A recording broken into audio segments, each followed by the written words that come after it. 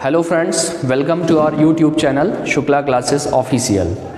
Friends, आज का हमारा टॉपिक है how to translate any sentence in correct sequence, जो कि किसी भी ट्रांसलेशन करने वाले स्टूडेंट के लिए सबसे इम्पॉर्टेंट टॉपिक हो सकता है। जब भी हम किसी सेंटेंस का ट्रांसलेशन करने चलते हैं तो सबसे जो बड़ी प्रॉब्लम हमें फेस करना होता है वो होता है सीक्वेंस का, कि कौन से हिंदी के वर्ड को हम पहले लिखें, किसको हम बाद में लिखें। अगर आप इस वीडियो को एंड तक देखते हो तो यहाँ से आपका कन्फ्यूजन पूरी तरह से क्लियर हो जाएगा। अगर हमें ये जानकारी हो कि किसी भी सेंटेंस में सब्जेक्ट, ऑब्जेक्ट, प्लेस, मैनर और टाइम को कैसे पता लगाया जाता है, अगर आप इसको पता लगाने का मेथड सीख लें, जान जाएं, तो सीक्वेंस की प्रॉब्लम आपकी सॉल्व हो जाएगी। तो आइए देखते हैं। जैसे मान लीजिए कोई सेंटेंस अगर टेंस है तो टेंस में मेन वर्ब रहता ही है और हेल्पिंग वर्ब भी रहता ही है। तो अगर मेन वर्ब और हेल्पिंग वर्ब में आप कौन या किसने लगा करके क्वेश्चन करोगे तो जो रिस्पॉन्स आएगा वो क्या होगा, सब्जेक्ट होगा। जैसे राम ने अपने दोस्तों को आज बुलाया है हेल्पिंग वर्ब, बुलाया मेन वर्ब, बुलाया है किसने बुलाया है, राम ने बुलाया है, तो राम क्या हो गया, सब्जेक्ट हो गया। तो आपको समझ में आ गया होगा कि सब्जेक्ट कैसे पहचानते हैं। मेन वर्ब और हेल्पिंग वर्ब में कौन या किसने लगा करके आप क्वेश्चन करोगे तो जो रिस्पॉन्स आएगा वो हो जाएगा सब्जेक्ट। ठीक इसी तरह से ऑब्जेक्ट को हम पहचानते हैं।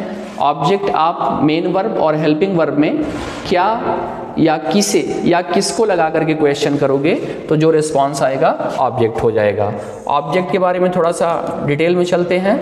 ऑब्जेक्ट हमारा दो तरह का होता है, एक होता है डायरेक्ट ऑब्जेक्ट और एक होता है इनडायरेक्ट ऑब्जेक्ट। डायरेक्ट ऑब्जेक्ट हमेशा क्या लगा करके क्वेश्चन करने पर जो रिस्पॉन्स आएगा वो होगा डायरेक्ट ऑब्जेक्ट, और किसे या किसको लगा करके क्वेश्चन करने पे जो रिस्पॉन्स आता है वो होता है इनडायरेक्ट ऑब्जेक्ट। जैसे आपने कहा कि उसने मुझे एक पेन दिया, उसने मुझे एक पेन दिया था, उसने मुझे एक पेन दिया था हेल्पिंग वर्ब हो गया, दिया मेन वर्ब हो गया।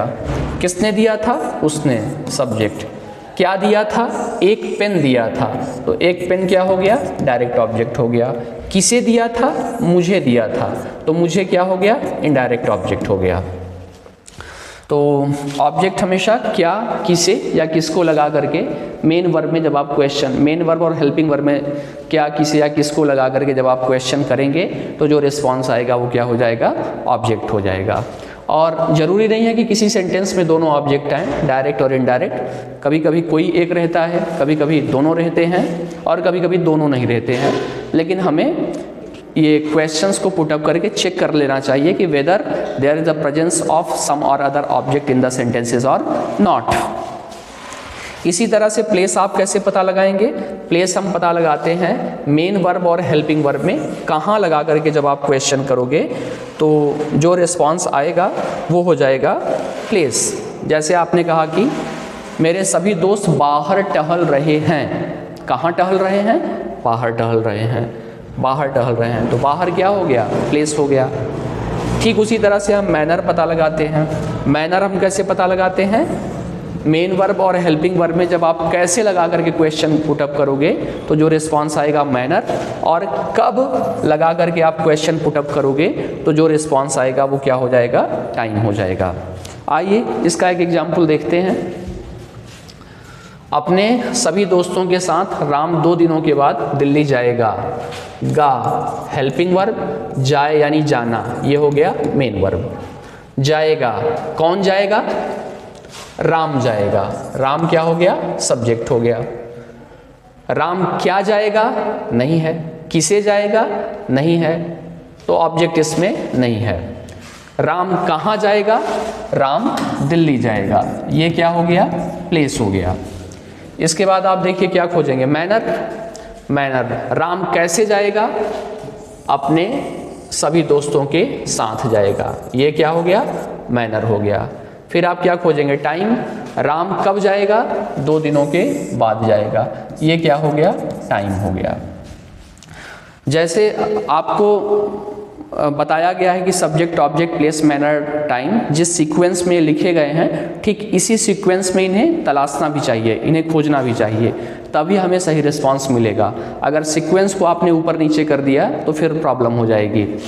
तो देखो इसमें हमें मिला क्या, हमें मिला main verb plus subject plus time plus place plus main verb plus helping verb. और ये टेंस कौन सा है, ये टेंस है फ्यूचर इंडेफिनिट। फ्यूचर इंडेफिनिट का स्ट्रक्चर क्या होता है, फ्यूचर इंडेफिनिट का स्ट्रक्चर होता है सब्जेक्ट प्लस विल या shall plus MV first plus object plus place plus manner plus time. ये होता है फ्यूचर इंडेफिनिट का स्ट्रक्चर। अब इसमें हमारा स्ट्रक्चर कह रहा है सबसे पहले सब्जेक्ट लिखिए, तो सब्जेक्ट क्या है, राम लिख दिए, राम। फिर स्ट्रक्चर क्या बोल रहा है, हेल्पिंग वर्ब, राम के साथ विल का यूज होता है, लिख दिया विल। इसके बाद मेन वर्ब का फर्स्ट फॉर्म, मेन वर्ब क्या है, जाएगा यानी गो, राम विल गो। फिर उसके बाद में हम क्या लिखेंगे, प्लेस को लिखेंगे, प्लेस क्या है, दिल्ली, तो लिख दिया दिल्ली। उसके बाद हम क्या लिखेंगे, मैनर, मैनर क्या है, अपने सभी दोस्तों के साथ यानी कि with all his friends, with all his friends. फिर इसके बाद में हम क्या लिखेंगे, टाइम, टाइम क्या है, 2 दिनों के बाद, 2 दिनों के बाद के लिए आप क्या लिखोगे, after 2 days, after 2 days.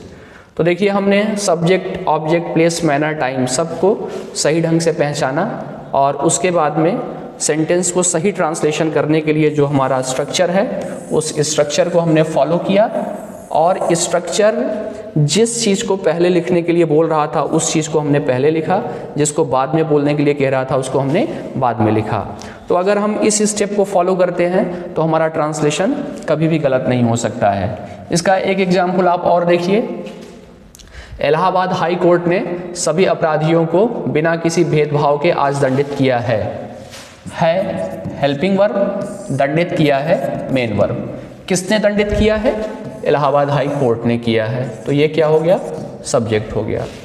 Allahabad high court ने किसे दंडित किया है, सभी अपराधियों को किया है, ये क्या हो गया, ऑब्जेक्ट। और किसे लगा करके आपने क्वेश्चन किया है इसलिए ये इनडायरेक्ट ऑब्जेक्ट है। फिर ऑब्जेक्ट के बाद में हम क्या पता लगाते हैं, प्लेस, कहाँ दंडित किया है, नहीं है। फिर मैनर पता लगाते हैं, कैसे दंडित किया है, बिना किसी भेदभाव के, ये क्या हो गया, मैनर हो गया। इसके बाद में हम क्या पता लगाते हैं, टाइम, टाइम कब दंडित किया है, आज दंडित किया है, तो आज क्या हो गया, टाइम। अब आपको देखिए मिला subject plus indirect object plus manner plus time plus main verb plus helping verb. Hindi वाले सेंटेंस में ये सीक्वेंस आपको मिला है। और दंडित किया है ये है प्रेजेंट परफेक्ट टेंस।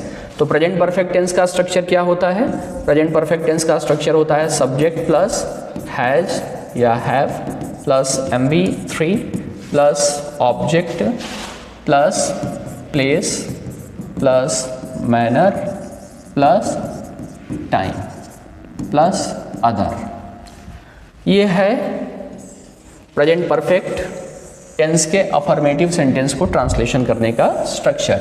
और ऊपर जो सेंटेंस लिखा है ये प्रेजेंट परफेक्ट टेंस का अफर्मेटिव सेंटेंस ही है। तो आइए कर लेते हैं। इलाहाबाद हाई कोर्ट ने यानी Allahabad high court, Allahabad high court. अब Allahabad high court singular subject है इसलिए इसके साथ हैज लगेगा, हैज।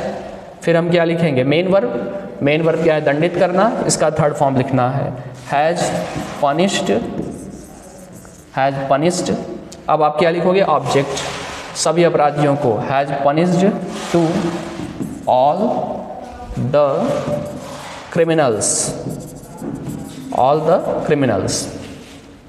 फिर आप क्या लिखेंगे, प्लेस, प्लेस है नहीं, फिर आप क्या लिखोगे, मैनर, बिना किसी भेदभाव के, without any discrimination, without any discrimination.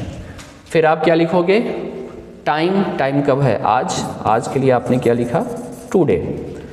तो आपका ट्रांसलेशन क्या हो गया, Allahabad High Court has punished to all the criminals without any discrimination today.